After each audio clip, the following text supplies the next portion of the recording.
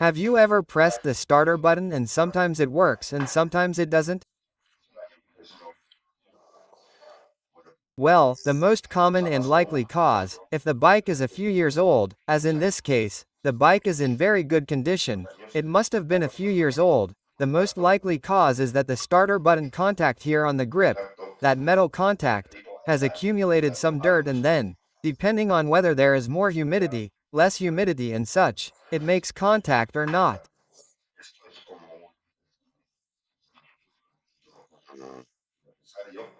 This is like a kind of necessary maintenance procedure, relatively common, and the procedure consists of disassembling the switchgear, accessing the specific mechanism of the starter button and cleaning, sanding and applying contact cleaner to the plate that makes contact with the button and the plate.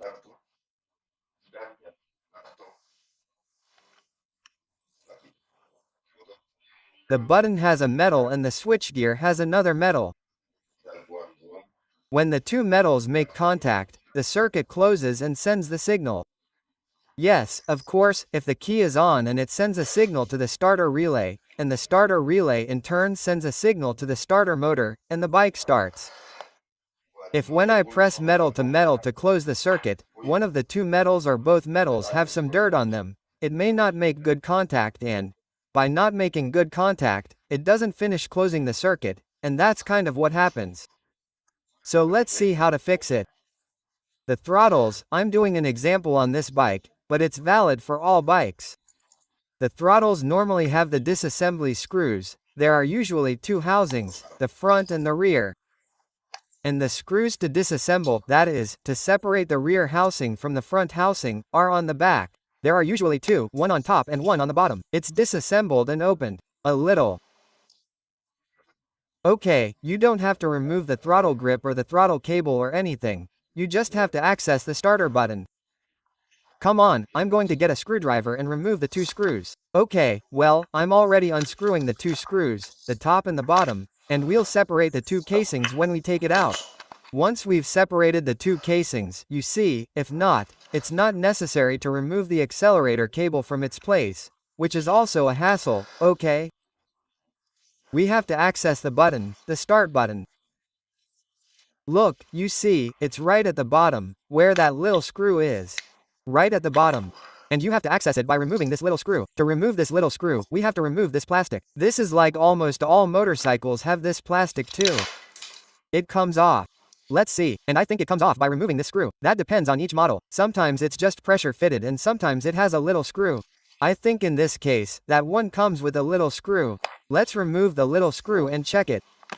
Indeed, this one comes with this little screw. See? I've loosened the little screw a little bit and this is now loose. Well, come on, I'll finish removing it and this way we can easily remove the starter button that's there. Well, I'd like to tell you that this is a typical fault where sometimes it works, sometimes it doesn't, and that's because it makes bad contact. If you press the starter button and it never, ever, ever works, it's unlikely that it's the button and it's much more likely that it's the starter relay. You should check the starter relay first. If the starter relay is fine, then it's more likely that it's the button. Or what you can also do is disconnect the starter relay, and when you press the button here at the other end where the starter relay is connected, which is usually at the back, follow the cable until you reach the starter relay, remove the connector and see if it closes the circuit when you press it, and do this with a continuity tester. It beeps that it closes the circuit, and if it closes the circuit the button is fine, and if it doesn't close the circuit, the button is bad. It closes the circuit and the engine is fine and it doesn't make any attempt to turn the starter motor, because this is only useful to turn the starter motor, okay? In other words, it's to check the functionality of the starter button, it's only whether or not it closes the circuit. And we normally know that if the starter motor turns or not, unless as I'm telling you now, it's the starter motor itself. Sorry, the starter motor, not the starter relay that's bad. So, if it does close the circuit and when we press the button the starter motor doesn't turn, the next thing to check is the starter relay. I'll leave you a link in the video description to see how to check the relays, okay? And then, if the starter relay is good, then we would go to the starter motor, which would be the one that's bad, or the connections. Okay, great, well, I'll continue. Once we've removed that little piece, What happens is that if the starter motor isn't working and is half dead, it could also happen that sometimes it turns and sometimes it doesn't. So, it could be either the button or the starter motor. The easiest thing is always to go to the button, okay? Check the button, which is not hard at all. And as I said, if you don't want to disassemble it and want to make sure it's not the button, simply follow the cables to where the connector to the starter relay is and simply put the positive probe on one of the pins of that connector and the active probe of the tester on the other pin. Put the tester in continuity, and if it beeps when you press it, it's good, and stops beeping when you release it. That would be good. And if it doesn't beep, it's bad. Come on, let's remove this screw because I'm rambling on. Okay, so once we've removed the little screw, now we have to be careful not to catch these cables. In this case, it's the red and the yellow, red, and we pull the white part out little by little, okay? Without breaking anything, very slowly, very carefully. Easier. Look, if I pull these 4 cables out like this, I can easily access this from there. See? When I pull the cables out like this is completely accessible. And here we have a spring between the plate that has to make contact with this white part and the small iron that the start button itself has. Okay, don't lose it. I'm trying to get it out without breaking anything so you can see it. Excuse me, I'm doing it with both hands, and now I'll show you the spring. Look, you see, here's the spring, and here, you see, on this side is the iron plate. I don't know if the camera picks it up or not, and on the other side is the small iron on the other side, okay? When this comes together, it makes contact, you see, and there it closes the circuit, and when it's released, it opens the circuit, okay? So, to clean it properly, the easiest thing to do is to remove the button from its 2 rails. That is, from its support here, but since this is plastic, there is a huge risk of breaking it. This one, in principle, would have a pin. If you see that you can remove the pin, which is this one, without any problems, then that is the easiest thing to do. Pay close attention to how the spring is, which has the base lower and the narrowest in the button itself. But if the pin is not, I would not try to force it because you will break the button on that side. It is very easy because it is plastic and then there is no replacement part, just the button. You would have to grab the whole pineapple, and that is a lot. So, if you can easily remove the bridge, the pin, remove the pin, and if not with this hole, with fine sandpaper or whatever, you can do it a little, because it is not necessary that much. A little by sanding the part there well, and another little by sanding the part of the button well. We'll use a lot of contact cleaner, and that will last you years to make good contact, okay? So come on, I'm going to do it. I'm going to try to do it without removing the button, okay? Because this pin doesn't come out easily and I don't want to risk breaking the button. Also, the pin on this bike is very expensive, so you have to find a suitable compromise between risk and benefit. Okay, so let's see if you can see this little contact and the little contact over there.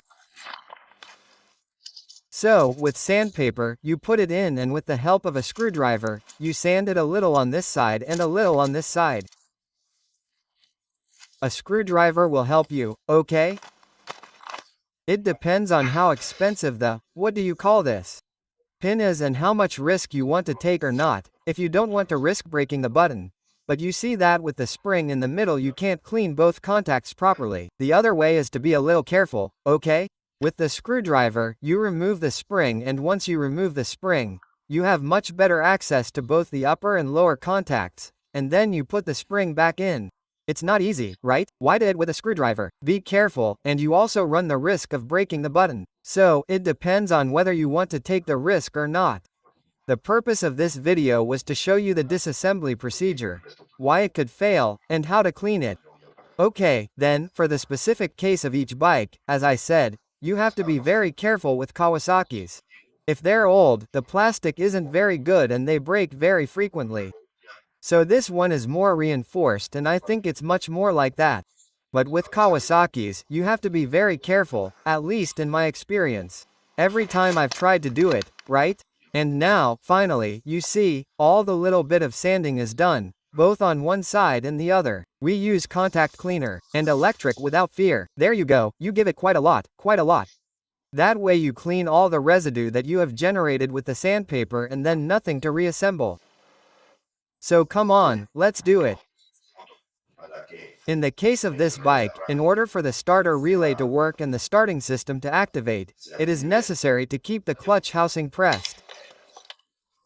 If you do not keep the clutch housing pressed, as in many bikes, Suzuki, in almost all of them too, if you do not keep the lever pressed while you hold the button, only one of the relays will be activated, but the system will not be activated. Look, so, to test if you have already cleaned it well and if it works well, I am going to be quiet and you are going to listen to the relay a little bit. Okay, it is not going to start because I have not pressed the clutch lever, but you are going to hear the relay. Look, can you hear it? So right now it is perfectly clean and perfectly working. And this will last another 15 years. Okay, let's continue. I'm going to give it an electrical day. It's not electrical day yet and let's assemble it. If you also want to make sure that in the future you avoid any corruption or humidity or protect these two electrical contacts, you can put this cream on it. Do you see how it looks? I'll leave a link in the video description to buy it on Amazon, which is the one used to put the blots and the screws of the batteries to preserve that there is no residue or anything like that. That delays or prevents it from appearing. So you can put a little bit here if you want and thus ensure that this maintenance procedure for the start button will last much longer. Nothing, once the two contacts have been sanded, having applied this dielectric, as I was saying, that I leave in the video description where you can buy it, and then having applied this special paste for batteries that I also leave in the video description where you can buy it. Now we reverse the procedure, we put the button with its corresponding screw, we put the reversed part with its corresponding screw and the casing with the two screws. Okay, let's go step by step to see it. Let's put the first screw in first. Okay, now I'm putting the first screw in. I'm going to check that everything works correctly. I press the button and the click should sound. Clack, clack, clack. I'm going to be quiet so that it can be heard. It works perfectly like a clock. Okay, now we're going to put the black plastic on. Remember that the cables went through here and the black plastic. Okay, so the screw is in place and now we're going to put this here in its place and then the other casing. Okay, let's put it back in place. Look, this little operation, so simple to maintain, has been done well. Before, it sometimes failed, it failed a little, but sometimes it failed, and if I had the lights off, it worked more or less, but with the lights on I could never start it. Okay, and now with the lights off, let's see, where do I leave the camera to do everything at once? Let's see, I'm going to try the clutch and try with this finger, although it records kind of badly. Okay? See? With the lights off, it starts. Now let's put the lights on and also with the lights on. Let's see, it starts too. So perfect. Okay, now all I have to do is put the brake lever and the lever cover on. What happens is that I'm taking the opportunity to leave everything clean and grease it so that for a long time.